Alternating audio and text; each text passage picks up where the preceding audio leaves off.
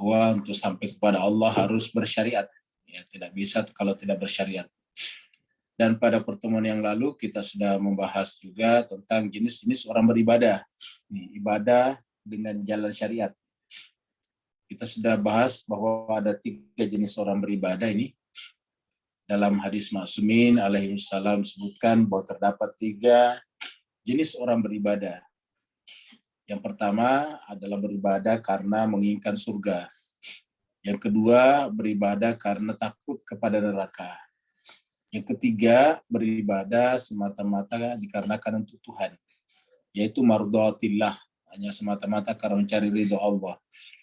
Nah, Bapak yang saya berbahagia, yang pertama dan kedua ini, walaupun tentu saja tidak salah, apalagi tidak berani kita mengatakan itu dosa karena memang adalah ibadah, tetapi belum sampai kepada hakikat ibadah. Karena hakikat ibadah itu adalah menjadi abad, menjadi hamba sahaya daripada Tuhan. Yang namanya abad itu adalah ketika tidak punya tujuan pribadi lagi. Tidak punya tujuan nafsani namanya. Yang namanya hamba abad itu adalah tujuannya adalah menjalankan keinginan-keinginan Tuhannya. Namanya mardhatillah, meridhokan, membuat Tuhannya senang. Itu namanya abad. Sedangkan kalau yang pertama dan kedua ini adalah masih kepentingan nafsani, masih kepentingan menyenangkan dirinya. Yang pertama, dirinya ingin sekali menikmati sorga, maka sorga adalah tujuannya. Yang kedua, takut sekali kepada neraka, maka kemudian dia beribadah. Jadi hanya yang ketigalah yang merupakan ibadah yang bisa mencapai hakikat, yaitu hakikat ibadah. Nah, sekalian kita sebutkan sebelumnya bahwa dari ketiga bentuk ibadah yang disebutkan dalam hadis tersebut, selain bentuk ketiga, kedua bentuk lainnya ditinjau dari aspek tujuan untuk mendapatkan kemudahan dan terbebas dari azab, bisa mendapatkan kemudahan itu surga, dan terbebas dari neraka, maka tujuan akhirnya juga terhitung sebagai hasil dari keinginan nafsani manusia. Jadi masih keinginan nafsani, keinginan pribadi. Jadi masih merupakan hasil keinginan. Jadi selain daripada bentuk ketiga ini, selain daripada bentuk ketiga dan kedua, bentuk lainnya ditinjau dari aspek tujuan untuk mendapatkan kemudahan dan terbebas dari azab, maka tujuan akhirnya juga terhitung sebagai hasil dari keinginan nafsani manusia. Jadi masih merupakan tujuan nafsani manusia. Ini dari ketiga bentuk ibadah yang disebutkan dalam hadis tersebut, selain bentuk ketiga, yang pertama dan kedua adalah merupakan tujuan nafsani manusia. Kata tujuan nafsani itu masih tujuan pribadi, egonya manusia. Karena yang bersangkutan ingin menikmati sorga, maka kemudian sama misalnya apalagi orang yang bunuh diri dengan mengebom tempat-tempat ibadah misalnya, ini lebih parah lagi. Itu adalah contoh ego namanya. Jadi demi kepentingannya masuk surga, mengorbankan orang lain. Bayangkan ingin masuk surga, lantas kemudian membunuh orang, mematikan orang, mengorbankan orang lain. Nah, itu adalah bentuk-bentuk tujuan ibadah yang keliru. Jadi itulah sebabnya di antara 3 tujuan ibadah, yang pertama dan kedua masih bisa disalahgunakan. Jadi kita lihat dulu sini. Ya. Yang pertama dan kedua, jadi ada 3 jenis tujuan ibadah yang telah kita bahas. 3 tujuan ibadah.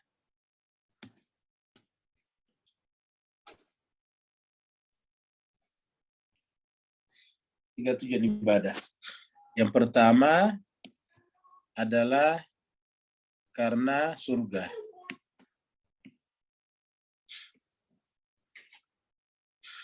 Yang kedua, takut neraka. Yang ketiga, baru karena ridho Allah. Karena demi ridho Allah. Ridha Tuhannya. Ya. Jadi demi ridha Tuhan. Nah, yang ketiga, hanya yang ketiga ini yang selamat dari kemungkinan. Yang pertama dan kedua ini masih bisa. Yang pertama dan kedua ini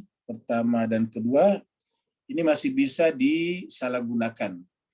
Bukan ini salah, tapi bisa disalahgunakan.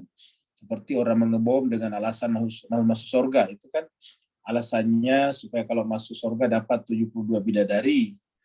Ya, bayangkan ada orang suami istri membawa anak-anaknya 4 orang, dibawa pergi mengebom gereja. Karena dengan harapan dengan begitu, mereka bisa langsung masuk surga. Menikmati surga di sana berempat, berenam. Dia, suami istri, dan kemudian 4 orang anaknya. 2 laki dan 2 perempuan. Itu terjadi di Surabaya tempo hari. Karena surga. Ya. Begitu yang di Makassar tempo hari yang meledakkan diri di depan gereja. Nah, jadi jemaat sekalian berbahagia ini karena tujuannya surga bisa di akhirnya di brainwash ya. Nah, kemudian yang kedua takut neraka begitu juga. Jadi ini yang pertama dan kedua ini masih bisa. Tapi yang kedua ini lebih tinggi dari yang pertama, Bapak Ibu. Kenapa? Karena ini banyak dibicarakan dalam Al-Quran, doa-doa kita. Ya, banyak doa-doa kita. Tetapi tujuan ibadah disebutkan dalam Al-Quran nomor 3. Jadi kalau doa dalam Al-Quran ada. Tapi ingat, doa bukan tujuan ibadah. Doa itu ya namanya meminta sesuatu. Yang namanya doa itu adalah menyeru Tuhan. Takut masuk neraka, maka kemudian mengejar yang ketiga, demi ridho Tuhan. Jadi mencari ridhonya Allah Subhanahu wa Ta'ala. Jadi inilah yang kita lihat. Jadi kita teruskan. Ya. Oleh karena itu, arah dan tujuan ibadah kepada Tuhan dalam bentuk seperti ini adalah hanya untuk memenuhi keinginan nafsani. Nafs itu pribadi kita. Kita sudah sampaikan dulu kan ada 3 macam tuh ya. Manusia itu 3 macam ya. Manusia ini Pak Bu sekalian, ya. Manusia ini terdiri daripada ya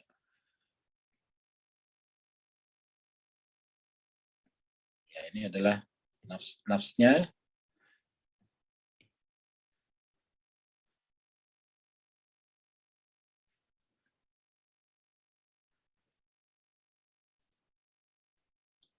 Kemudian ini adalah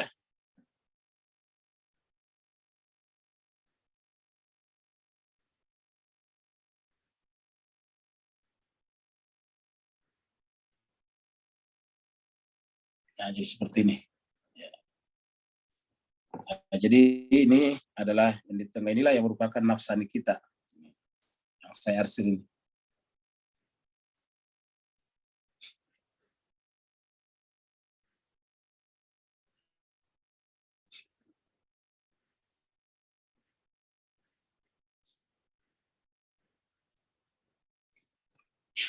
Nah, jadi Bapak Ibu yang saya berbahagia, ini kita punya 3 jenis manusia ini. Ini adalah rohani, ini adalah nafsani,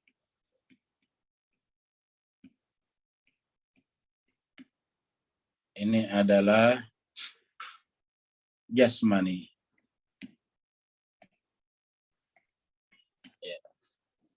Jasmani ini dari tanah. Jasmani ini dari tanah. Maka kalau meninggal dunia kembali ke tanah lagi. Dari tanah kalau meninggal kembali ke tanah lagi. Yang kedua, ini adalah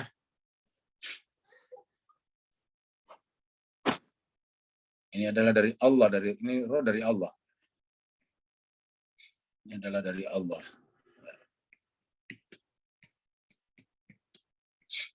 Ini adalah dari Allah. Karenanya kalau meninggal kembali kepada Allah lagi. Nah, jadi rohani, jasmani. Nah, yang merupakan diri kita, hakikatnya diri kita ini nafsani. Jadi apabila kita beribadah hanya untuk mendapatkan surga atau terjauh dari neraka, berarti untuk kepentingan pribadi kita. nafs kita tidak mau masuk surga, nafs kita mau masuk surga dan tidak mau masuk neraka. Dari sisi nafs itu benar. Dari sisi nafs berarti siapa sih yang mau masuk neraka dan siapa sih yang tidak mau masuk surga. Jadi siapa yang mau masuk neraka dan siapa yang tidak mau masuk surga, pasti semuanya mau, agama apapun.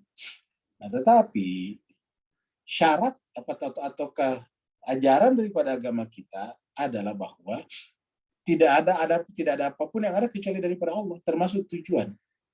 Jadi kata-kata la ilaha illallah atau la haula wala quwata illa billah atau la ilma lana illa ma 'allamtana, artinya tidak ada apapun, tidak ada tujuan, tidak ada ini kecuali daripada Allah. Jadi menjadikan nafs kita sebagai tujuan berarti masih kurang tepat. Ya. Harusnya menjadikan Allah sebagai tujuan, kembali kepada Allah. Maka itu sebabnya manusia diberikan rohani ini, roh ini supaya menarik ke atas. Jadi roh ini dibuat menarik manusia ke atas. Menarik manusia ke atas ini. Ya. Jadi Allah juga memberikan kepada kita roh membentuk nafs kita agar ini memiliki nilai rohani yang menarik kita ke atas beyond daripada alam jasmani kita.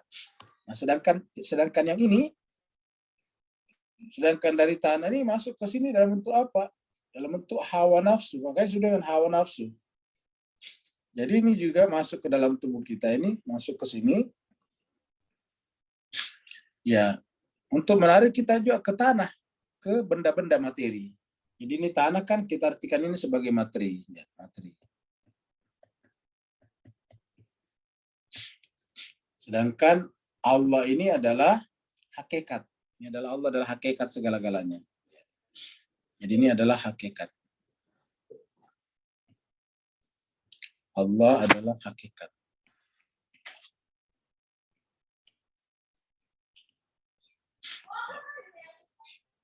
Ini adalah hakikat. Jadi Allah adalah hakikat.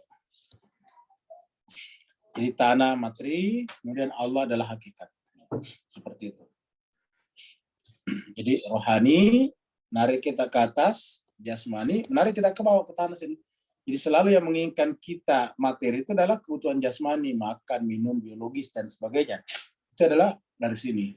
Sedangkan seperti misalnya ilmu, kemuliaan, value, nilai-nilai itu dari Allah. Jadi namanya non materi pasti dari sini. Nah, masuk ke sini, ya, saya sampaikan, ini masuk ke sini agar ini tertarik ke atas. Ya. Ini masuk ke sini agar ini turun ke bawah. Nah, dengan demikian nafsani kita ini harus dibentengi daripada tercemar oleh ini. Ya. Inilah yang dimaksud dalam Al-Quran, wa nahan nafs anil hawa, fa'innal jannata hiyal ma'wa. Siapa yang mampu membentengi nafsnya dari kepentingan ini, maka kemudian dia akan selamat.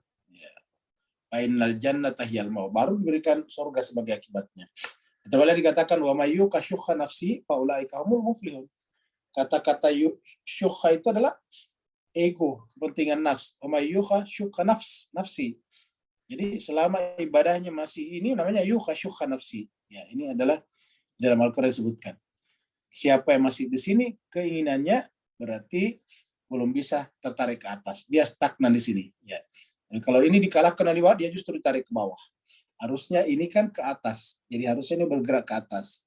Jadi harusnya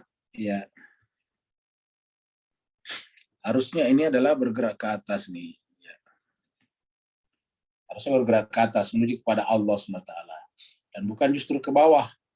Karena kita dikatakan innalillahi, ini kita dari sini. Innalillahi wa inna ilaihi rajiun, begitu. Jadi ini adalah ajarannya innalillah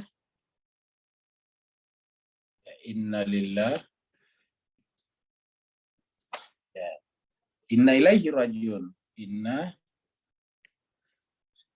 ilaihi rajiun. Nah, jadi ini innalillahi wa inna ilaihi rajiun, jadi beginilah ya, dari Allah menuju kembali kepada Allah. bukan dari tanah. Bahkan tanah ini kita sudah sampaikan bahwa yang namanya materi dunia ini hakikatnya tidak ada. Karena ini berubah, segala sesuatu yang berubah hakikatnya tidak ada. Jadi ini sebetulnya tidak ada. Ya. Cobalah kita sering sampaikan di tadabbur, kalau tubuh kita nanti sudah masuk ke liang lahat, ke tanah, hancur di sana, 10, 20, 30 tahun kemudian pergi ke sana lagi udah nggak ada, sudah tidak ada. Yang ada hanyalah tulang belulang, kalau itu masih ada. Tulang belulang juga kalau sudah lama sekali juga hancur juga. Itulah sebabnya tulang-tulang orang-orang terdahulu juga sudah hampir habis di tanah. Kalau ada yang tersisa itu karena faktor-faktor tanah tertentu. Nah, jadi inilah apa namanya harusnya kita bergerak. Jadi dari sini kepananya baru kemudian naik ke atas lagi. Jadi inna lillahi wa inna ilaihi raji'un. Seperti itu. Nah, ibadah itulah yang harusnya menarik kita ke atas. Bagaimana cara jangan berhenti di sini, tidak boleh berhenti pada nafsu. Maka dikatakan dalam sini tadinya, oleh karena itu arah dan tujuan ibadah kepada Tuhan dalam bentuk seperti ini, yaitu tujuannya sorga dan takut pada neraka, adalah hanya untuk memenuhi keinginan nafsani. Dalam ibadah ini manusia menjadikan Tuhan sebagai perantara. Dalam ibadah ini manusia menjadikan Tuhan sebagai perantara untuk mencapai keinginan-keinginan nafsani dirinya. Karena itu ditinjau dari dimensi ini, perantara sebagaimana ia perantara tidak akan pernah menjadi maksud. Ingat, perantara sebagaimana ia perantara tidak pernah berubah jadi tujuan. Tidak pernah berubah menjadi maksud atau tujuan secara zati. Ia hanya akan menjadi maksud dan tujuan secara aksiden saja. Ingat, dia hanya menjadi tujuan dan maksud secara aksiden saja. Ya. Hakikat ibadah seperti ini tidak lain merupakan pengejawantahan ibadah syahwat nafsani. Ini masih termasuk syahwat nafsani namanya Pak Bu sekalian ya. Namanya ibadah syahwat nafsani. Jadi merupakan pengejawantahan ibadah syahwat nafsani. Hanya ibadah bentuk ketiga, yang ibadah murni untuk Tuhan, mencari ridho Allah tadi, yang dapat dihitung sebagai ibadah hakiki dan menjadi jalan sair untuk para nabi-nabi Allah serta para wali-walinya. Gitu. Seperti yang biasa kita baca di dalam Al-Quran, surat Al-Imran 1, Al-Imran ayat 31. Qul in kuntum tuhibbunallah fattabi'uni yuhibbukumullah wa yaghfir lakum dzunubakum. Di surat Al-Baqarah juga ada. Kita lihat surat Al-Baqarah ini ya. Mana surat Al-Baqarah ya? Surat Al-Baqarah. Ini dia. Kita ada di surat ayat 207, tapi kita baca dari 204 ya. 204 Allah berfirman, Bismillahirrahmanirrahim, wa minan nasi may yu'jibuka qauluhu fil hayatid dunya. Di antara manusia ada yang yu'jibuka. Di antara manusia ada yang menakjubkan kamu. May yu'jibuka qauluhu, perkataannya. Fil hayatid dunya, dalam kehidupan dunia. Wa minan nasi may yu'jibuka qauluhu fil hayatid dunya. Dan di antara manusia ada yang menakjubkan kamu dalam kehidupan dunia. Perkataannya, ingat, perkataannya dalam kehidupan dunia. Wa yashhadu ala Allah wa yashhadullah ala ma fi qalbi. Dan yang persaksikan Allah bahwa seakan-akan Allah itu adalah tujuannya dalam hatinya. Dia maksud yang persaksikan itu dia bersumpah kepada manusia bahwa dia tujuannya adalah Allah. Padahal itu sebetulnya adalah bukan, tetapi untuk kehidupan dunia. Nah, jadi jemaah sekalian serbahagia dimanapun kita belajar mengaji, selama tujuan kita belum benar, ya tetap saja kita tidak mendapatkan hakikat. Kita hanya mengaji misalnya untuk mendapatkan sosialitas saja,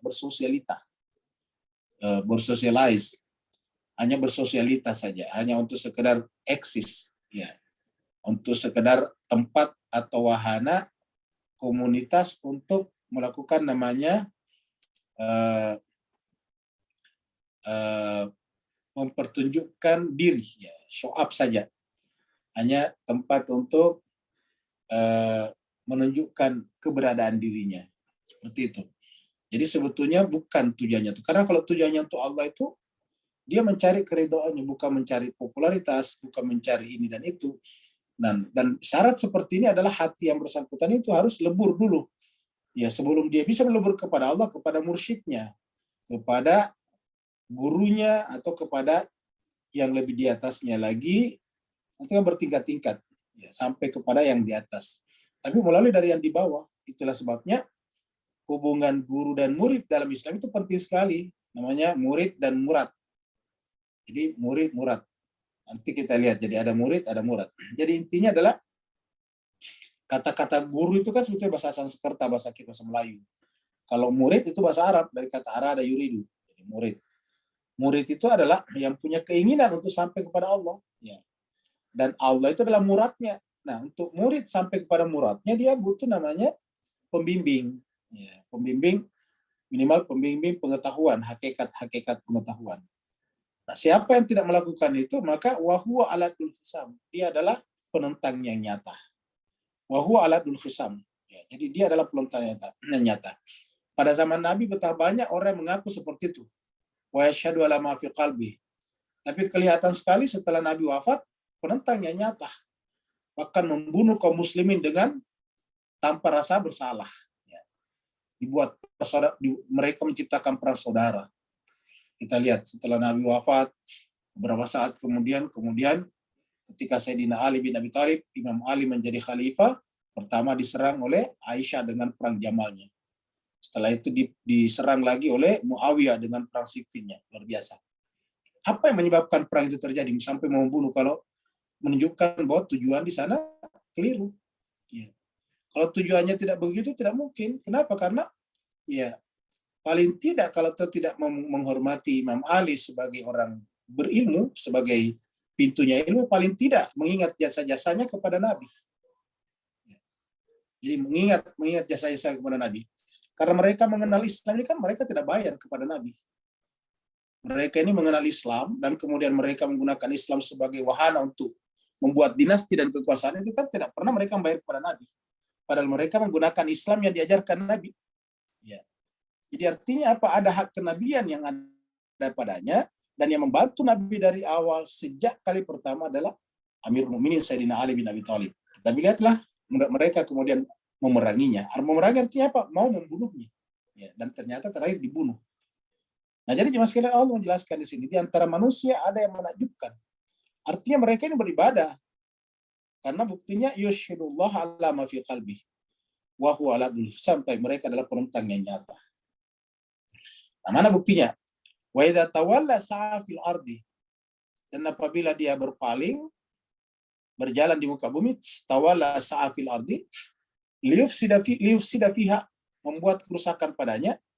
Jadi begitu dia pergi, maka dia bergegas cepat-cepat berjalan di muka bumi, membuat kerusakan, menciptakan peperangan, persaudaraan dan sebagainya, menciptakan perang saudara.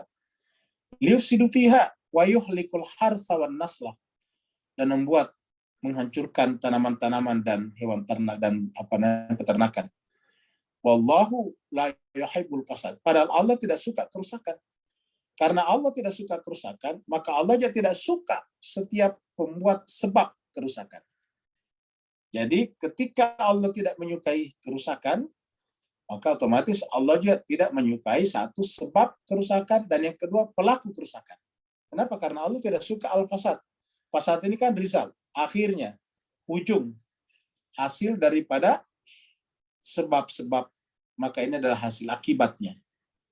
Nah, akibat bisa terjadi karena satu, ada sebab, yang kedua ada pelaku yang melaksanakan sebab itu sehingga berakibat kerusakan di muka bumi. Wa idza qila lahu taqillah, apabila dikatakan kepada mereka bertakwalah kepada Allah, aghadathul izzatu bil ithmi, maka mereka kemudian muncul al-izzah. Izzah itu muncul rasa kesemua. Izzah itu merasa punya harkat dan martabat. Ya, tidak perlu lagi berwilayah kepada Nabi. Al-wa bil ismi, dengan berbuat dosa. Fahasbuhu, maka cukuplah baginya jahannam, neraka jahannam. Wala bi'sal mihad. Wala bi'sal mihad. Ya, dan itu adalah seburuk-buruk tempat tinggal. Baru kemudian ini yang terakhir inilah. Ya. Jadi ini adalah lawan yang di atas. Yang di atas ini nomor 200 apa? Mana tadi? 204 ya, 204. ini adalah orang yang mengaku beriman, sampai kata-katanya menakjubkan, retorikanya bagus, dan dia mempersaksikan bahwa dia melakukan itu dalam rangka Allah, kepentingannya Allah, tetapi hakikatnya kata Allah aladul hisab. Nah, sebaliknya artinya apa? Ada tujuannya di sana, tujuan nafsani tadi, syahwat nafsani. Nah, sedangkan yang nomor 207 ini adalah yang beribadah dengan yang ketiga. Ya. Jadi yang nomor 204 tadi, jadi ayat 204 tadi adalah, kita tulis di sini 204, di ayat 204, ayat 204 tadi ini menjelaskan satu, ya, ibadah jenis pertama. Ibadah untuk surga. Yang kedua, ibadah takut neraka. Ya, ini 204. Sedangkan ayat 207 ya ini. Ayat 200 ya, 207 ini dia. Wa minan nasi, dan di antara manusia, may yashri nafsahu ibtigha'a mardatillah. Di antara manusia ada yang yashri, mengorbankan. Yashri kita artinya mengorbankan. Ya, mengorbankan nafs, ya. Mengorbankan nafsnya ibtigha'a, semata-mata karena mencari mardatillah, ridha Allah. Ya. Jadi bukan karena surga dan neraka, tetapi mardatillah, ibtigha'a mardatillah. Jadi wa minan nasi may yashri nafsahu ibtigha'a mardatillah. Semata-mata karena ridha Allah. Ada yang mengatakan bahwa ayat ini asbabun nuzulnya adalah ketika Imam Ali menempati tempat tidurnya Nabi pada saat Nabi akan dibunuh oleh para Al-Gojo sesaat sebelum hijrah meninggalkan Mekah, pergi ke Yastrib atau ke Madinah. Maka rumahnya dikepung, tapi ketika malam tiba pada saat para pengepung Al-Gojo itu sedang tertidur pulas, tertidur nyenyak, lalu kemudian Nabi berkata kepada Ali, wahai Ali, mereka sudah tertidur, saya harus meninggalkan Mekah. Kamu harus menempati tempat tidur saya. Apakah Imam Ali mengatakan, ya Rasulullah, sampai hatinya kamu mengorbankan saya? Kamu gitu. Harusnya kita berpikir, kok Nabi meninggalkan Ali di situ? Harusnya pergi dong sama-sama. Kalau kita pikirkan, kok Nabi mau mengorbankan orang lain? Ali. Dia pergi sendiri, kemudian Ali dikorbankan. Kan begitu. Nah, tapi sebetulnya ini adalah isyarat Nabi kepada kita. Bahwa Nabi melakukan seperti yang dilakukan Nabi Ibrahim terhadap putranya Ismail.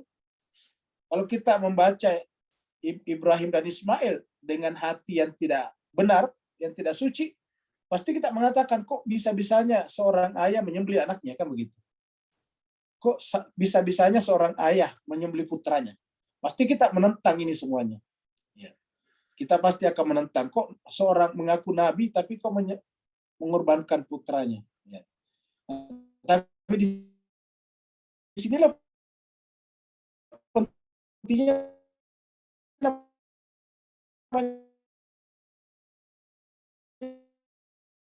yang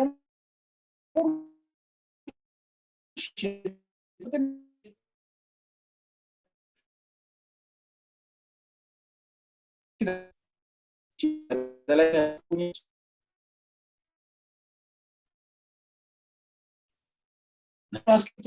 katakan saya sendiri sampai hati. Atau malah tidak mengatakan, saya pikir-pikir dulu ya Rasulullah. Kata-kata itu tidak ada sama sekali daripada Nabi, daripada Ali. Ali langsung mengatakan, siap ya Rasulullah. Persis seperti ketika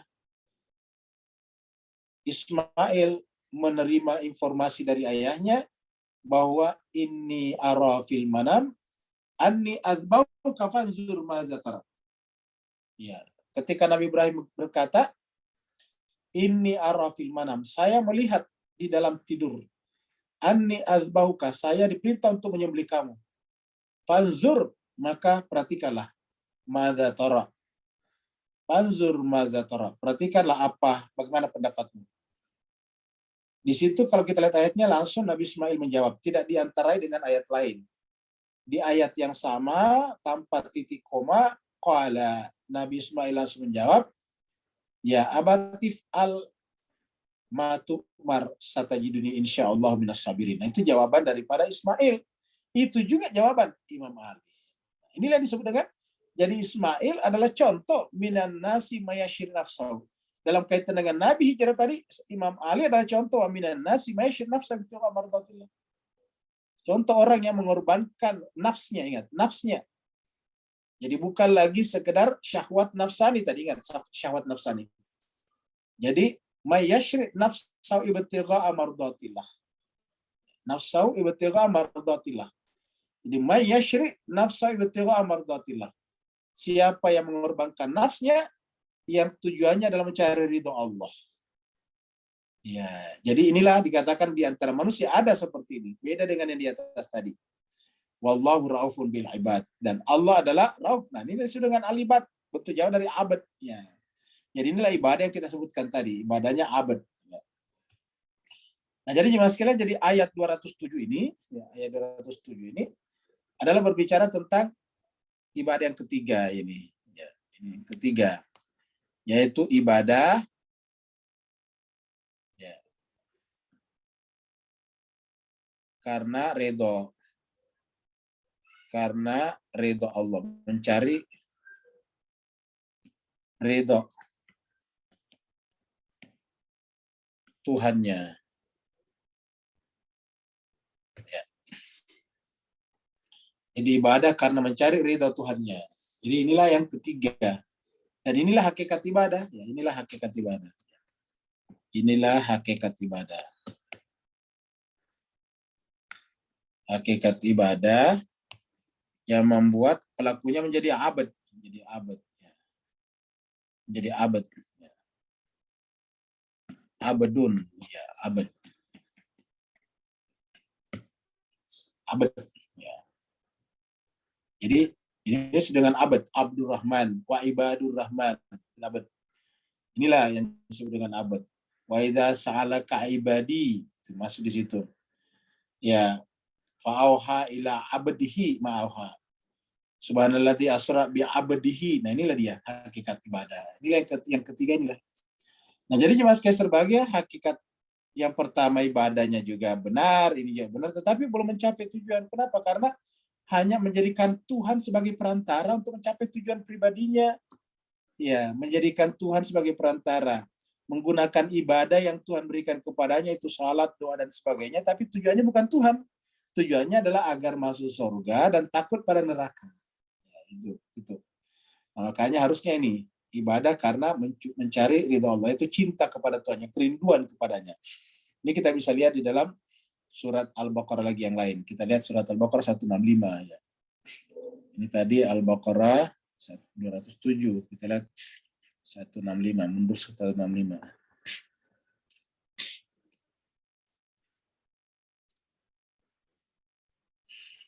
Juga waminan nasi juga nih, ya. Waminan nasi. Ya, jadi waminan nasi juga. Tadi kan waminan nasi, dua waminan nasi. Waminan nasi Mayyut dibuka qauluhu fil hayati dunia, kemudian yang di bawah 207 dan nasi mayashri nafsahu ibtigha mardatillah. Wa minan nasi mayyattakhidhu min dunillah. Di antara manusia ada yang menjadikan selain Allah. Apakah selain Allah itu apa saja termasuk surga dan neraka? Jadi wa minan nasi mayyattakhidhu min dunillah, selain daripada Allah. Sebagai apa? Andada. Sebagai tujuan-tujuan lain. Sebagai tujuan-tujuan selain daripada Allah. Andada. Sekutu-sekutu. Yuhibbunahum, mereka mencintai sekutu-sekutunya itu sebagaimana hubbillah, cintanya kepada Allah. Sebagaimana cintai kepada Allah. Jadi mencintai tujuannya sebagaimana cintai kepada Allah. Ya. Walladzina amanu, yang orang beriman itu, jadi orang beriman yang benar ialah asyaddu hubban lillah. Jadi orang beriman itu adalah asyaddu hubban lillah. Luar biasa cintanya kepada Allah. Walladzina amanu asyaddu hubban lillah. Orang beriman itu adalah asyaddu hubban lillah. Luar biasa cintanya kepada Allah. Walau yaral ladzina zalamu idh yarawna dan seterusnya. Jadi intinya di sini walladzina amanu asyaddu hubbalillah. Orang beriman itu asyaddu hubba, cintanya sangat-sangat luar biasa kepada Tuhannya. Dia tidak mungkin mengorbankan cintanya kepada Tuhannya demi yang lain. Ya. Seperti kata seorang ahli seorang arif, seorang sufi mengatakan, ya Allah, saya tidak keberatan engkau masukkan ke dalam nerakamu dan keluar dari surgamu, asalkan engkau redho kepadaku. Jadi yang penting kau redho kepadaku Tuhan. Ya Tuhan, saya tidak keberatan kau masukkan dalam nerakamu ataupun keluarkan dari surgamu. Yang penting kau redho kepadaku. Karena yang kucari itu hanya adalah ridhomu saja. Jadi ini yang paling tinggi. Yang kucari ridhomu. Ibtigha'a mardatillah. Yang kucari adalah ridhomu saja. Nah, jadi yang kucari adalah ridhomu, bukan yang lain. Jadi karena yang kucari adalah ridhomu, maka jemaah sekalian berbahagia. Ya, saya tidak punya lagi yang lain. Ya. Mari kita lihat misalnya surat 13 ya, surat 13 ini. Surat 13 ya. Dari ayat 19 ya. Surat An-Nisa surat 13 ya ini. Surat 13 ya, ini surat 13. Ya, ayatnya mulai dari 19 ya. Coba kita baca dulu dari sini.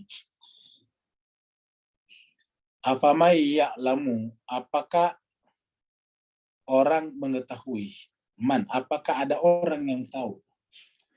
Annama bahwasanya unzililaika yang diturunkan kepadamu itu Muhammad mir rabbika dari Tuhanmu adalah al-haq. Maksudnya di sini apakah masih ada orang yang mau tahu, mau berilmu?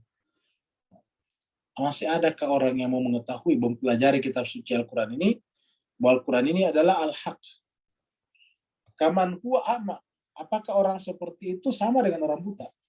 Jadi kalau ada orang yang mengetahui, yang mengenal, punya pengetahuan bahwa kitab suci Al-Quran ini adalah kebenaran, apakah mungkin orang yang mengetahui,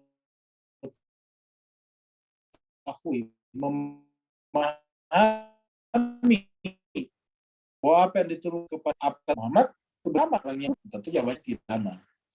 Innama yatadzakkaru albab.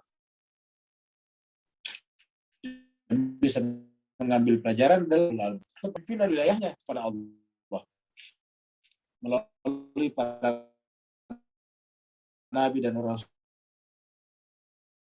suci. Wala yang kudu pernah merusak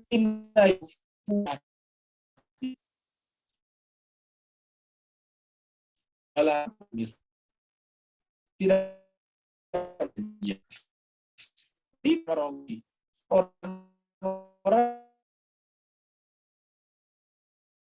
yang bukan Allah akan kepada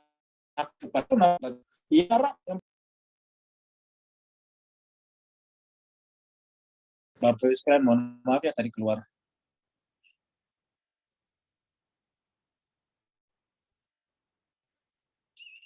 Nah, jadi kita kembali ke sini. Jadi pertama dulu adalah yakhshawna rabbahum. Takut kepada Tuhannya. Maksudnya takut tidak mendapatkan redho dari Tuhannya. Takut cintanya tidak sampai kepada Tuhannya. Takut cintanya bertepuk sebelah tangan kepada Tuhannya. Wa yakhafuna su'al hisab. Dan yang bersangkutan baru takut kepada hisab. Yang ditakuti bukan nerakanya, tapi nanti di yaumil hisab. Kalau pada saat itu tiba-tiba Allah berpaling daripadanya, tidak melihatnya, itu kan penderitaan baginya. Walladzina, dan orang-orang yang sabaru. Bapak Ibu sekalian perhatikan ini. Dan orang-orang yang sabaru ibtigha'a wajhi rabbihim. Kalau tadi sana ibtigha'a ibtigha'a mardatillah, sama saja. Jadi walladzina sabaru ibtigha'a wajhi rabbihim. Dan orang-orang yang sabar ibtigha'a, semata-mata mencari wajah Tuhannya. Maksudnya redha Tuhannya, menyatu dengan Tuhannya. Itulah wajhi rabbihim. Wa aqamus shalatah. Dan aqamus shalah, mendirikan salat. Wa anfaqu mimma razaqnahum, dan menginfakkan sebagian apa yang kami rezekikan kepadanya, sirran wa alaniyatan, sembunyi-sembunyi ataupun terang-terangan. Wa yadra'una bil hasanati sayyi'ah, dan mereka yadra'una, membalas as-sayyi'ah, keburukan, dengan kebaikan. Yadra'una bil hasanati sayyi'ah. Ulaika lahum uqbadar, mereka itu adalah merupakan mendapatkan tempat akhir yang baik. Uqbadar. Jannah, yaitu jannatu adnin, surga Aden, yadkhulunaha, yang mereka masuk padanya, waman salaha, dan bersama dengan orang saleh, min abaib, dari orang-orang tua mereka, ayah bunda mereka, kakek nenek mereka, wa zuwajihim, dan pasangan-pasangan mereka, wa dzurriyyatihim, dan zuriat mereka, keturunan mereka, wal malaika, dan malaikat, yadkhuluna alaihim, masuk menjumpai mereka, min kulli babin, dari tiap-tiap pintu. Yadkhuluna alaihim min kulli bab, masuk menjumpai mereka dari tiap-tiap pintu. Malaikat berkata, salamun alaikum bima sabartum. Salam atas kalian atas kesabaran kalian. Sabar apa? Sabar dalam rangka ibtigha'a mardatillah atau ibtigha'a wajhi rabbihim tadi di atas. Jadi kesabaran itu sebetulnya terutama di dalam rangka ibtigha'a mardatillah atau ibtigha'a wajhi rabbihim. Ibtigha'a wajhi rabbina. Jadi itu sabar di situ. Panek mau ke bandar. Nah, jadi Bapak biasa berbahagia, kelihatan di sini ayat-ayat yang menjelaskan pentingnya hanya mencari Allah saja. Nah, tadi kita katakan selama tidak mardatillah, tidak ridha kepada Allah, maka itu artinya masih kepentingan nafsani. Cobalah kita lihat surat At-Taubah. Kita lihat 2 surat berkenaan dengan ini. Surat At-Taubah, surat 9. Ayat 100. Bara'atun. Was-sabiqun al-awwaluna minal muhajirin wal ansar. Was-sabiqun, dan orang-orang yang terdahulu. Al-awwalun, pertama. Jadi antara orang awal dia paling depan. Jadi ini as-sabiqun al-awwalun ini dua kata nih. Kita katakan ini adalah sifat dan disifati. Pertama adalah as-sabiqun, dan dia adalah al-awwalun. Sama kalau kita katakan as-sayyaratul jadidatu. As-sayyaratul jadidatu artinya mobil baru. Jadi mobil baru. Jadi banyak yang baru tapi bukan mobil. Ini dibatasi mobil tapi yang baru. Ya, gitu. Ini adalah awal, tetap as-sabiqun, terdahulu. Tapi dia awal gitu. Dia terdahulu dari kalangan awal. Jadi banyak yang awal tapi tidak terdahulu. Ini as-sabiqun al-awwalun. Ya. As-sabiqun al-awwaluna minal muhajirin, dari kalangan muhajirin dan ansor. Jadi yang pertama dan awal di kalangan muhajirin dan ansor. Kalau di kalangan muhajirin yang paling pertama, kita tahu semuanya. Wanita pertama adalah Khadijatul Kubra. Laki-laki pertama adalah Sayyidina Ali bin Abi Thalib. As-sabiqun al-awwaluna minal muhajirin wal ansar. Walladzina taba'uhum, dan orang-orang mengikuti mereka. Ya.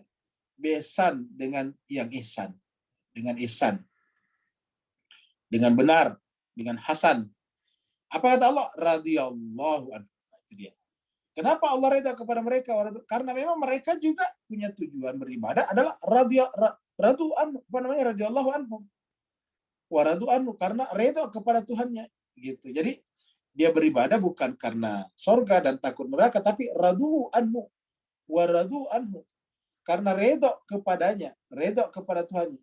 Karena redha kepada Tuhannya, maka ini jadi radhiyallahu anhum ini adalah akibat, sebabnya ini. Radhiyallahu anhum adalah reward, balasan, imbalan, sedangkan ini adalah ikhtiarnya, radu anhu.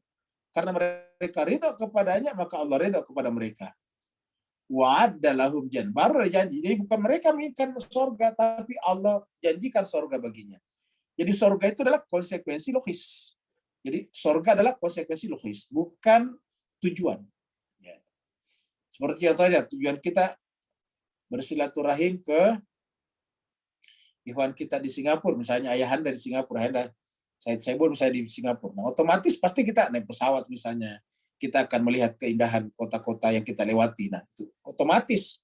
Tapi kalau itu tujuannya, ya kita tidak akan sampai kepada tujuan. Jadi karena tujuannya Allah, maka adalahum jannatin tajri min tahtiha al-anhar khalidina fiha abada dzalikal fawzul azim. Jadi inilah orang awal. Nah, ini juga kita bisa temukan di mana? Di dalam surat surat Al-Bayyinah surat 98. Kita biasa lihat ayat 7 ya, ayat 7. Innal ladzina amanu wa amilus solihati. Sungguhnya orang-orang beriman dan beramal saleh. Ulaika mereka itu hum adalah khairul bariyah, sebaik-baik al-bariyah, makhluk. Jazauhum, imbalan mereka. Ya. Inda rabbim, di sisi mereka, di sisi Tuhan mereka. Ini jadi ingat imbalan Pak Bu ya, ini bukan tujuan, imbalannya. Jazauhum inda rabbim jannatu adnin tajri min tahtiha al-anhar khalidina fiha abada. Mengalir di bawahnya sungai-sungai, kekal di dalamnya. Apa sebabnya? Radhiyallahu anhum. Allah ridha kepada mereka, waradu anhu, dan mereka juga ridha kepada Allah. Jadi radhiyallahu anhum, waradu anhu. Dzalika liman khasyya rabbah. Muncul lagi. Yang demikian itu terjadi kenapa? Khasyya rabbah, hanya takut kepada Tuhannya. Dzalika liman khasyya rabbah. Jadi bukan karena takut neraka, menginginkan sorga, tetapi khasyya rabbahu. Karena khasyya rabbahu, maka Allah reda kepada mereka. Karena orang yang khasyya rabbahu, pasti juga radu anhu, reda kepada Tuhannya. Nah, coba sekali serbagi ketika ahli tafsir ditanya tentang ayat ini, dia katakan, anta ya Ali wa syi'atukah. Engkau dan syiahmu berkenaan dengan ayat ini. Ya, jadi Bapak Ibu jemaah sekalian berbahagia, kita sudah lihat tadi ayat ini ya. Jadi kita lihat tadi. Jadi hakikat ibadah seperti ini tidak lain merupakan pengejauhan ibadah syahwat nafsani. Selama masih menjadikan surga sebagai tujuan, neraka sebagai sesuatu yang ditakuti. Jadi harusnya kita menginginkan Allah dan takut tidak sampai kepada Allah. Khafa maqam rabbi, kita takut jangan sampai tidak sampai kepada maqam rabbi. Selama bukan itu, maka masih termasuk ibadah syahwat nafsani. Ingat, ibadah syahwat nafsani. Ya. Seperti ayat yang kita sudah bahas tadi di surat kita telah baca tadi ini. Nah, makanya jemaah sekalian, kita harus terbebas dari apa? Syahwat nafsani. Syuhha nafsi. Syahwat nafsi itu syuhha nafsihi. Syuhha nafsi. Contohnya sih di sana di dalam surat Al-Hasyr. Surat Al-Hasyr. Surat 59.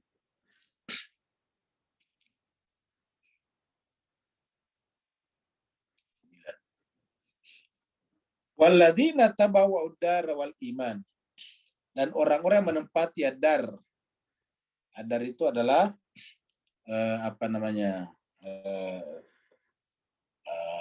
Madinah, Yasrib. Wal iman, dan telah beriman min qablihim, sebelum Nabi sampai ke sana. Yuhibbuna man hajar ilaihim. Mereka cinta kepada orang hijrah kepadanya. Yuhibbuna man hajar ilaihim. Wala yajiduna fi sudurihim hajatan. Dan di dalam sudurnya, jiwanya tidak ada lagi hajat, keinginan terhadap apa yang diberikan kepada saudaranya yang datang dari Mekah. Wa yusiruna ala anfusihim, dan mengorbankan dirinya. Jadi kita mengorbankan dirinya. Walau kana bihim khassasa, walaupun dirinya juga sangat menginginkannya. Walau kana bihim khassasa, jadi mengorbankan. Yusiruna itu artinya mengebelakangkan. Ini bukan mengutamakan, tapi mengebelakangkan ala amsi. Jadi kata-kata yusiruna mengutamakan. Bisa juga kalau menggunakan kata mengutamakan, tapi mengutamakan orang lain ala anfusihim, daripada diri sendiri. Jadi kalau diartikan mengutamakan, Artinya apa? Mengutamakan dirinya orang lain daripada dirinya sendiri. Padahal dirinya sendiri khasasa. Nah, baru kemudian wa may yuqa syuhha nafsihi. Wa may yuqa syuhha nafsi. Siapa yang terpelihara syuhha nafsi, terhadap ego nafsnya. Syuhha nafsi, ego nafsnya, kekikiran dirinya. Faulaika humul muflihun. Mereka itulah yang beruntung. Ya, ini bisa kita temukan juga di dalam surat surat yang lain, yaitu surat Al-Imran. Kita bisa lihat surat An-Nisa ya. Surat An-Nisa ayat-ayatnya 129.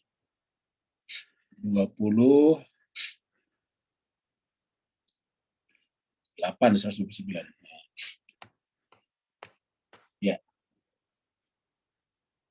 Wa ini imra'atun khafat min ba'liha. Dan adapun wanita yang takut min ba'liha, suaminya itu nusyuza, melanggar hak dan kewajibannya sebagai seorang suami, nusyuz, au i'radan, atau meninggalkannya, fala junaha alaihima, maka tidak ada dosa bagi keduanya, an yusliha, untuk berdamai, bainahum, di antara keduanya, sulha, dengan kedamaian yang baik. Wasulhu khairun, karena perdamaian itu baik. Wa uhdiratil anfusu asyuhha. Syuhha ini kikir. Jadi yang namanya anfus, dia memang ada syuhhanya, ada syuh. Ya. Jadi setiap nafs memang ada syuh pada dirinya. Tetapi justru itulah, maka kemudian kita diberikan akal dan agama untuk mengatakan bahwa tujuan kita bukan diri kita. Tujuan kita di luar diri kita. Yang channelnya ada pada diri kita, yaitu Rabbunallah. Wa in tuhsinu wa tattaqu fa innallaha kana bima ta'maluna khabira. Wa in tuhsinu, tapi kalau kalian berbuat baik, apa artinya berbuat baik? Mengorbankan nafs, syuhha nafsi tadi. Ini kan tadi di surat Al-Asyar tadi syuhha nafsi. Kalau di sini syuhhanya di belakang. Wa tattaqu, dan bertakwa, fa innallaha kana bima ta'maluna khabira. Maka sungguhnya Allah SWT terhadap apa yang kalian kerjakan adalah mengetahui. Nah, jadi inilah ayat-ayat yang menjelaskan pentingnya kita memelihara diri, jangan sampai masih beribadah syahwat nafsani. Ya. Beribadah syahwat nafsani. Jadi kita hanya beribadah di sini banyak, bukan hanya sholat, puasa, tapi semua termasuk mengaji, bermajelis taklim, hanya untuk memenuhi syahwat nafsani kita saja. Begitu tidak terpenuhi, ya kita kecewa dan sebagainya. Hanya ibadah bentuk ketiga, yang ibadah murni untuk Tuhan, yang dapat dihitung sebagai ibadah hakiki, coba. Jadi hanya ibadah hakiki hanya yang ketiga saja. Nah, jadi Bapak Ibu jemaah sekalian berbahagia, inilah tadi ayatnya, yaitu qul in kuntum tuhibbunallaha fattabi'uni yuhibbukumullah. Dalam hadis Ma'sumin alaihi salatu wassalam diriwayatkan, barang siapa mencintai Allah Azza wa Jalla, maka niscaya Allah mencintainya. Itu sama tadi. Dan barang siapa yang dicintai Allah, niscaya dia berada di antara orang aman. Dinukil dalam kitab Manaqib bahwa Rasulullah SAW menangis. Ingat, jadi dinukil dalam kitab Manaqib bahwa Rasulullah SAW menangis sedemikian rupa sampai pingsan. Kemudian, ini sambungannya, kemudian mereka berkata kepada Nabi yang menyaksikan Nabi menangis, ya Rasulullah, bukankah Tuhan telah mengampuni seluruh dosa-dosa kamu yang telah lalu dan akan datang? Maksudnya, untuk apa lagi istighfar ya Rasulullah? Untuk apa lagi menangisi dosa-dosa kamu? Untuk apa lagi menangisi kekurangan ibadah kamu? Nabi Shallallahu Alaihi Wasallam lantas berkata, apakah tidak berhak aku sebagai hamba untuk bersyukur? Ini saat berubah. Apakah tidak berhak aku sebagai hamba untuk bersyukur? Nah, jadi kata kuncinya di sini adalah bersyukur. Bersyukur. Jadi apa itu bersyukur? Bersyukur bukan hanya mengucapkan alhamdulillah. Bersyukur itu adalah mengakui bahwa tidak ada yang ada kecuali diadakan oleh Allah. Maka kita ini diadakan oleh Allah, maka kita harus bersyukur. Apa arti bersyukur? Menerima yang mengadakan. Kita ini ditakdirkan, maka menerima yang mentakdirkan. Kita ini diwujudkan, maka menerima Sang Maha Wujud. Gitu. Jadi kita diwujudkan, maka kita harus menerima Sang Maha Wujud. Apa arti menerima? Bahwa satu-satu yang ada adalah Dia. Karena kita tadinya tidak ada, dan nanti akan tidak ada lagi. Yang ada selamanya hanya Dia saja, maka menerima, bersyukur artinya menerima Dia sebagai satu-satunya yang ada. Bahasa tauhidnya adalah la ilaha illallah. Tidak ada ilah selain Dia. Afdalu zikri annahu falam annahu la ilaha illallah. Sebaik-baik zikir adalah bahwa saya tidak ada ilah selain Allah. Yaitu semuanya menjadi tidak ada. Semuanya menjadi nisbih. Semuanya menjadi relatif. Semuanya menjadi hanya bayangan saja. Yang ada, yang hakiki cuma Dia saja. Maka mengatakan, apakah tidak pantas aku bersyukur? Jadi sebenarnya kembalinya syukur dan kecintaan itu hanya kepada satu hal. Syukur itu sendiri tidak lain adalah pujian terhadap sesuatu yang indah.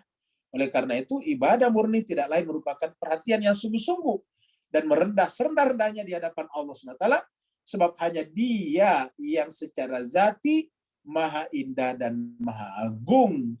Hanya dengan ini ibadah kepadanya menjadi maksud dan tujuan bagi dirinya, bukan maksudnya dari Allah, diri Allah. Bukan untuk maksud dan tujuan selainnya, termasuk untuk kepentingan diri kita tadi.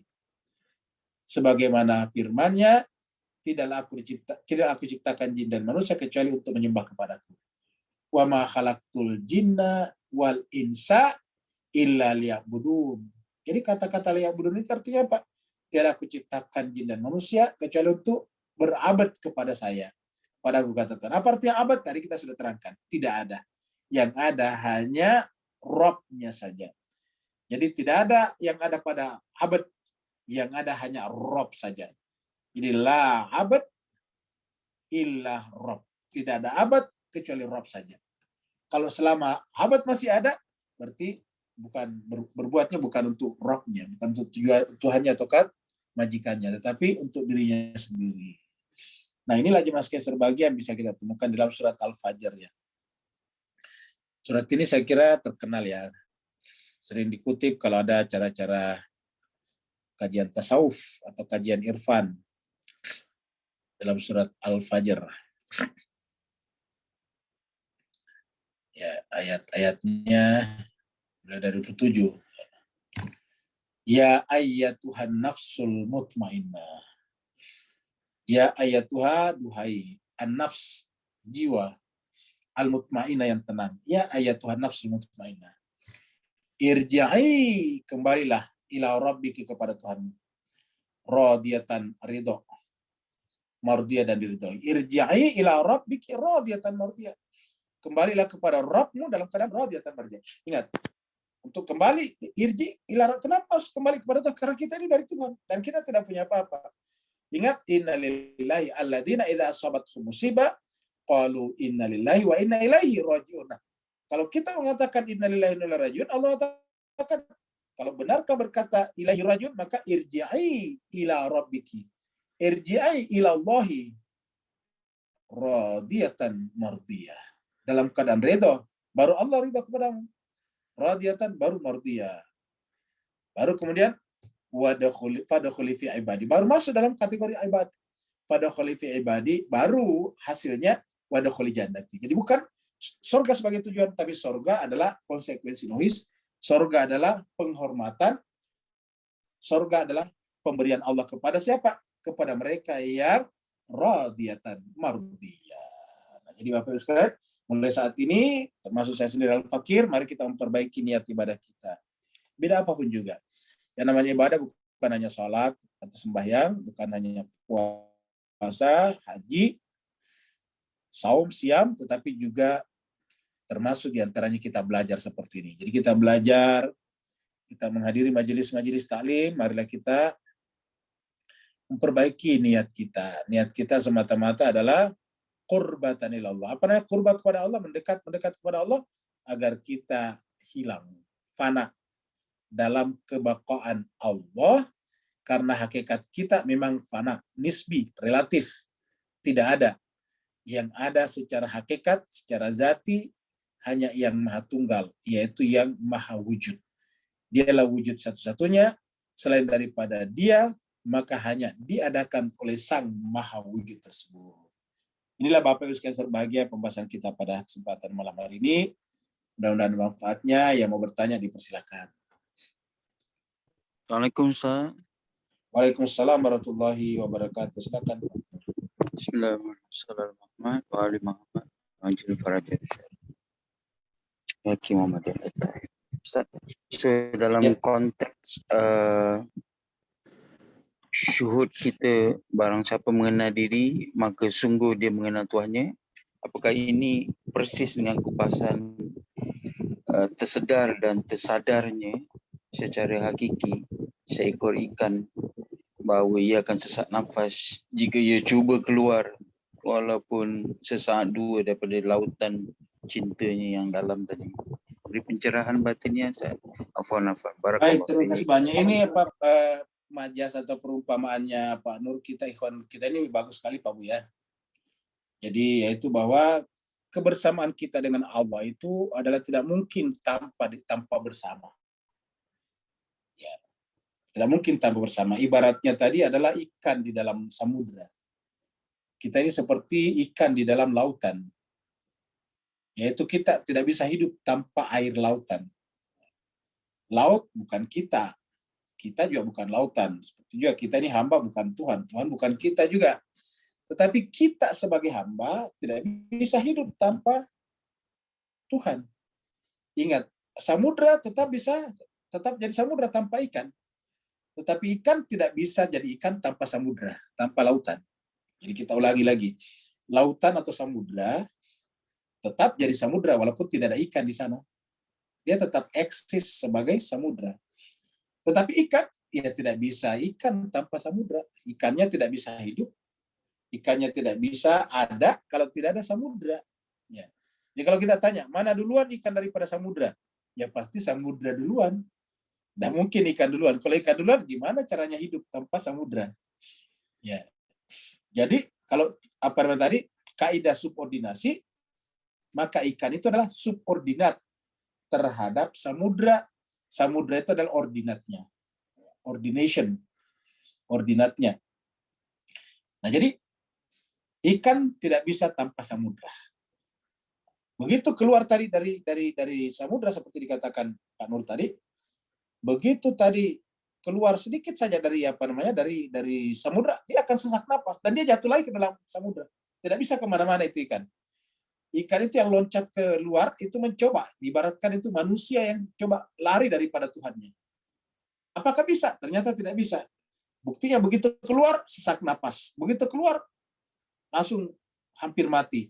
Supaya hidup kembali, masuk lagi ke dalam samudra. Begitulah kita ini, siapa yang lari daripada Tuhannya, hakikatnya dia meniadah. Dia kembali kepada ketiadaan. Sehingga siapa yang mengada, tidak akan pernah mengada, kecuali hanya bersama dengan Tuhannya, karena Tuhanlah yang maha ada. Jadi mengada artinya bersama dengan yang maha ada. Ulangi lagi, mengada artinya selalu bersama dengan yang maha ada. Kalau dia tidak bersama dengan yang maha ada, berarti dia meniada, menjadi tiada. Jadi mengada dan meniada. Jadi lawannya mengada dan meniada.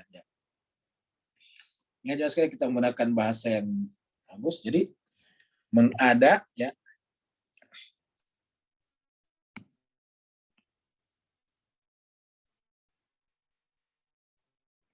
Mengada dan meniada.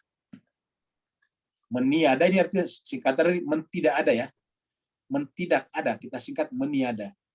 Di mengada artinya bersama Tuhan. Tak bersama Tuhan ya. Di mengada artinya bersama Tuhan. Tak bersama Tuhan artinya meniada. Jadi ini adalah bersama Tuhan namanya. Ya, jadi ini adalah bersama Tuhan. Ya. Jadi ini mengada artinya bersama Tuhan. Sedangkan tidak bersama Tuhan, jadi kalau tidak bersama Tuhan, berarti dia ini meniada. Sama tadi dengan ikan. Ikan itu artinya apa? Bersama lautan. Begitu tidak bersama lautan, ya dia meniada. Dia akan menegasi dirinya sendiri. Ada lagi yang lain? Ada Ustadz, ada 2 pertanyaan. Ya, silakan Bu Dokter.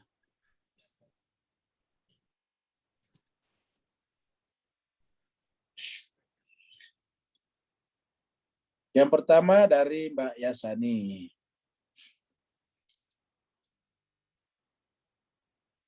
Masih ibadah 1 dan 2. Untuk bisa memulai naik ke 3 butuh kesadaran yang tumbuh dari dalam, betul. Dan apa yang dibagikan untuk menumbuhkan kesadaran tersebut. Nah, jemaah sekalian berbahagia, di dalam Al-Quran tadi kita ada 2 ayat yang kita sampaikan. Yang pertama tadi disampaikan dalam buku, yaitu surat Ali Imran. Ayat berapa tadi? Surat Ali Imran ayat 31. Qul in kuntum tuhibbunallaha fattabi'uni yuhibbukumullah. Kalau kalian sudah berniat untuk cinta, jadi beribadah karena cinta, kan begitu. Jadi qul in kuntum tuhibbunallah, jadi bukan lagi beribadah karena surga dan neraka, tapi tuhibbunallah karena cinta kepada Allah, maka fattabi'uni, harus ittiba kepadaku.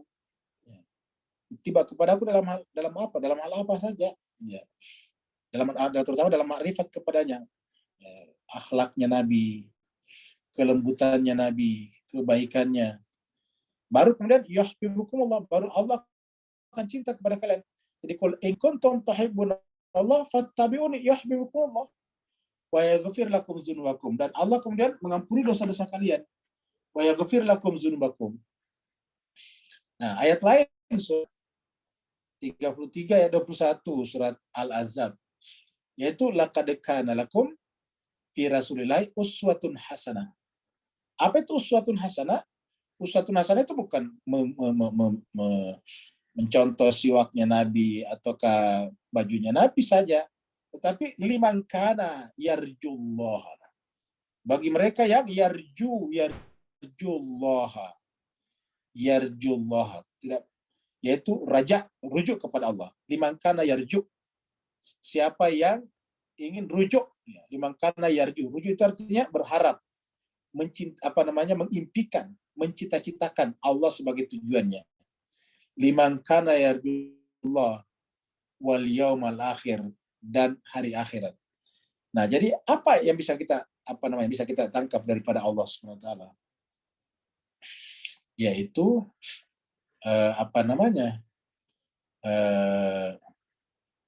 ma'rifatnya kepada Allah. Jadi yang bisa kita tangkap itu ma'rifatnya kepada Allah Subhanahu wa taala. Nah, bagaimana caranya Nabi sampai kepada ma'rifat seperti itu? Mulai dari menghilangkan semua pamrih dalam hati. Setiap kita melakukan sesuatu ada pamrih, ada tujuan. Kita ingin show off, kita ingin show up, kita hanya ingin menunjukkan bahwa saya adalah rajin mengaji, atau saya rajin ini dan itu, ataukah show off untuk menunjukkan kemampuan kita. Nah, itu tidak akan pernah sampai. Karena berkali-kali disebutkan dalam Al-Quran, itu adalah harusnya semata-mata karena Allah. Dalam Al-Quran dikatakan, wa ma umiru illa liya'budullaha mukhlishina lahuddina. Wa ma umiru illa liya'budullaha mukhlishina lahuddina hunafa wa yuqimus salata itu zakat dzalika dinul qayyim. Jadi wa ma umiru, tiadalah aku diperintahkan illa liya'budullaha mukhlisina. Tiadalah aku diperintahkan untuk beribadah kepada Allah kecuali dalam rangka sebagai mukhlisin ikhlas, artinya tidak punya kepentingan apa-apa. Jadi kalau Bapak Ibu terutama Mbak Yasan yang bertanya, berniat ibadah supaya sakitnya sembuh, berarti ada punya kepentingan. Dia hanya memperalat Tuhan untuk menyembuhkan dirinya. Harusnya yang kita lakukan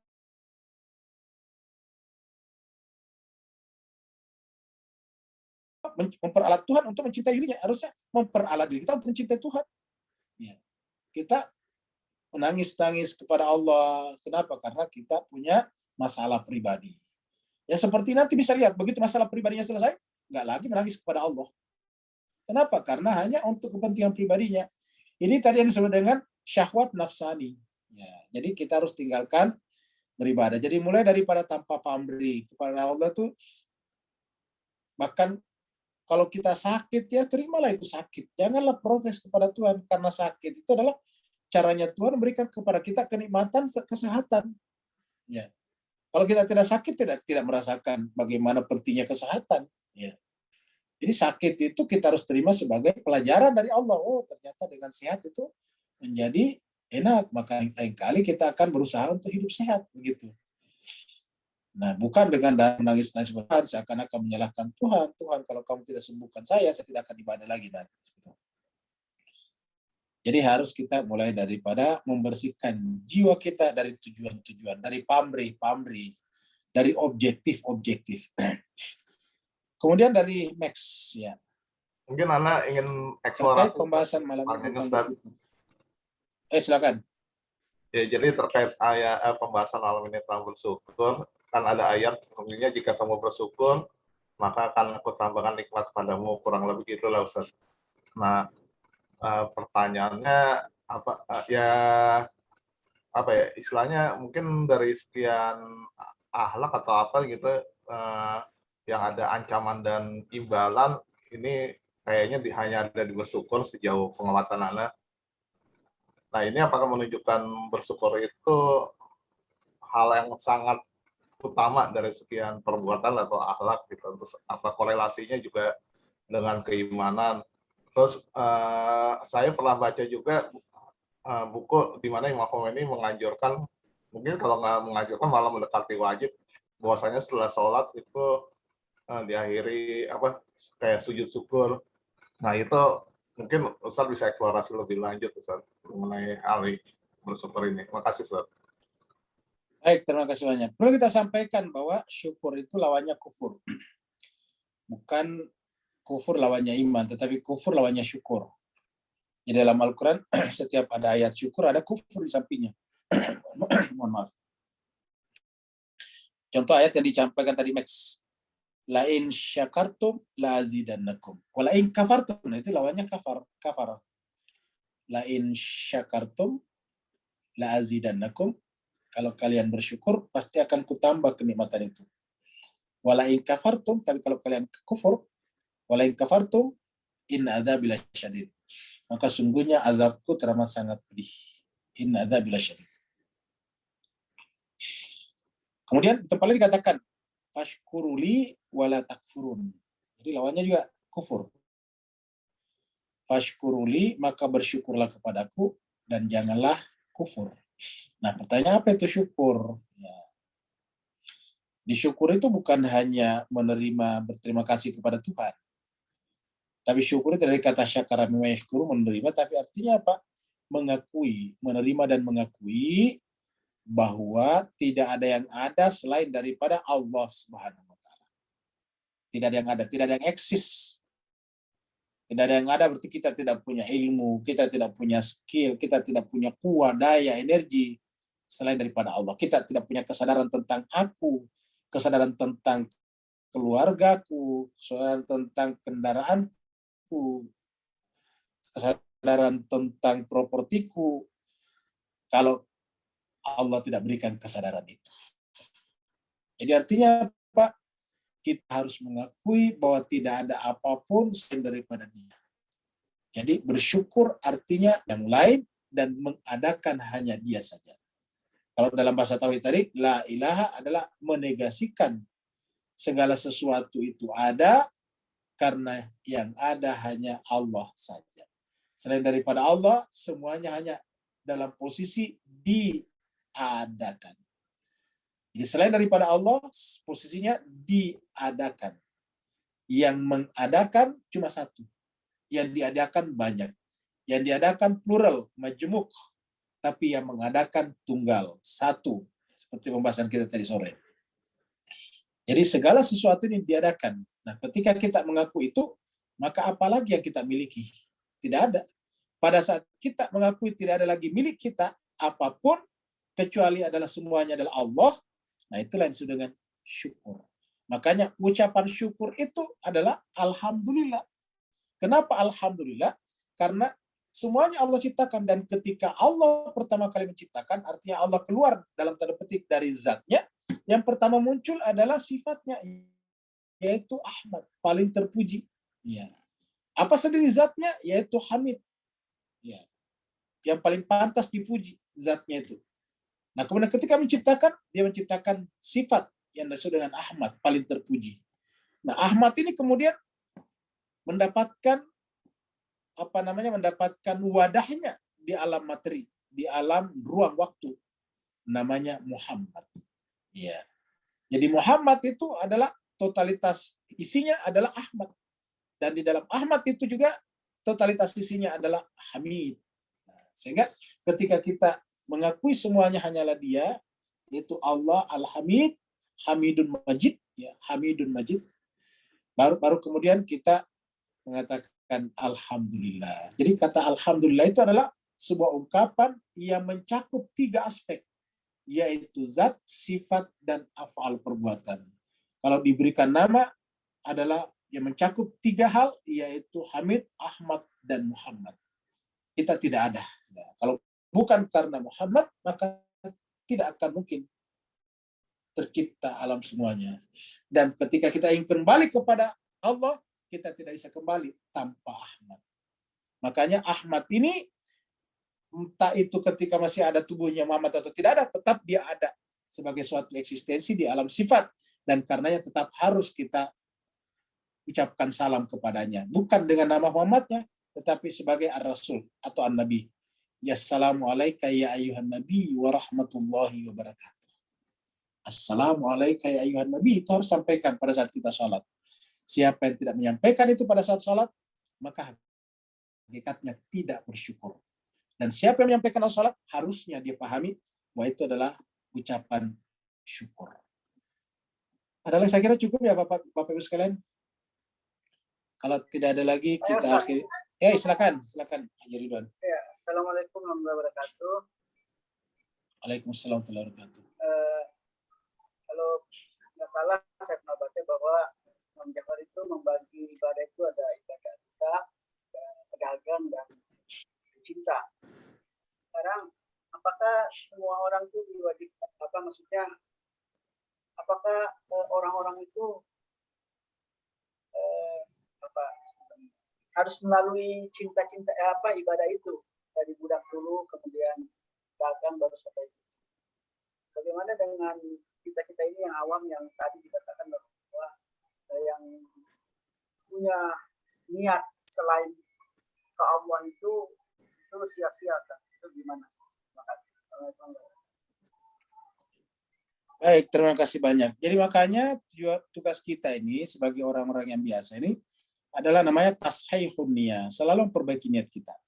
Inilah tujuannya kita belajar kitab suci dan belajar irfan seperti ini, supaya kita tahu ternyata salah. Nah, setelah kita tahu itu keliru, maka kemudian kita berusaha memperbaikinya.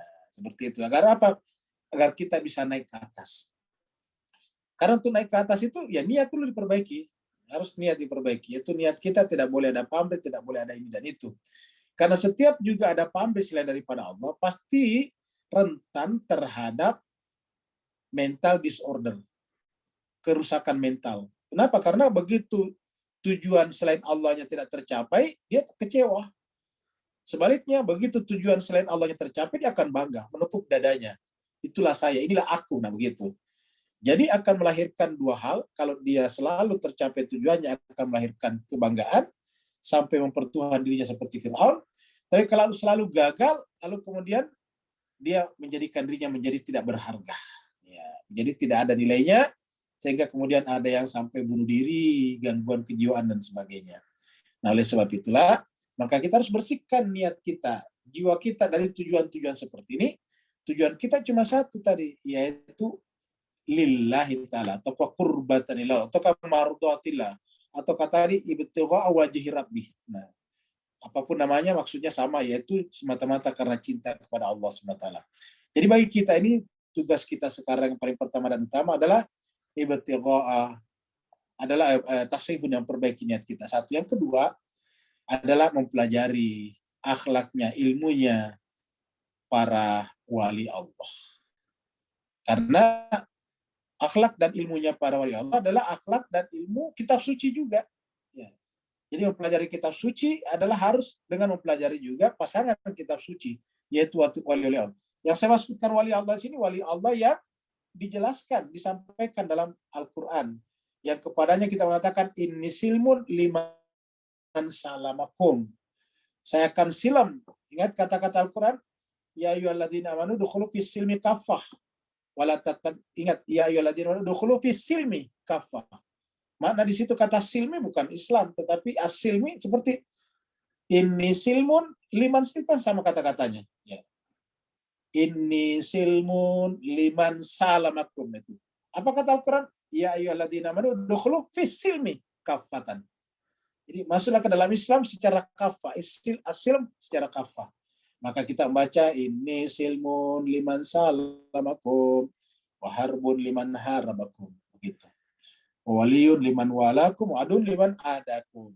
Jadi ini yang kedua yang harus kita lakukan. Jadi yang pertama tadi adalah memperbaiki niat kita, baru kemudian tadi ini silmun liman salamakum berarti bersama dengan mereka. Lalu pada saat yang sama secara relevan, yang pertama dan kedua kita lakukan juga terus-menerus mempelajari ilmu mereka, baik dalam kitab suci ataupun di dalam riwayat-riwayat yang ditulis berkenaan dengan mereka. Seperti itu aja juga. Ada lagi yang lain? Kalau tidak ada, kita akhiri sampai di sini. Terima kasih banyak atas partisipasi dan perhatian Bapak Ibu sekalian. Mohon maaf atas segala kekurangan. Al-Fakir juga masih sangat kurang. Semoga menjadi wahana wasilah bagi Al-Fakir untuk juga Allah bukakan pintu-pintu hidayah dan juga mudahkan memahami apa yang Allah dan Rasulnya inginkan. Terima kasih banyak. Wassalamualaikum warahmatullahi taala wabarakatuh. Waalaikumsalam warahmatullahi wabarakatuh. Terima kasih Ustaz. Terima kasih Bapak Ibu semuanya.